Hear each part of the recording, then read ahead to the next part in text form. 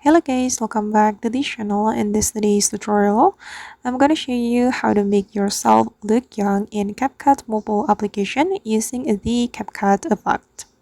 Okay, let's get into it. Here I have prepared my project in my CapCut application. And for example, guys, I'm going to make this man look younger. So the first thing we're going to do is clicking on this effect option. And then you are going to choose the body effect.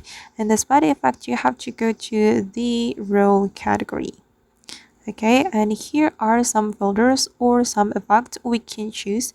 And if we want to make ourselves look young, we can choose the teenage look effect like this.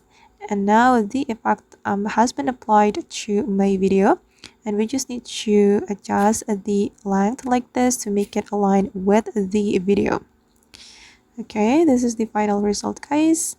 As you can see that this man look younger with this teenage look effect. Alright guys, and that's how we can make ourselves look younger or look young in CapCut mobile application. I hope this tutorial will be useful for you.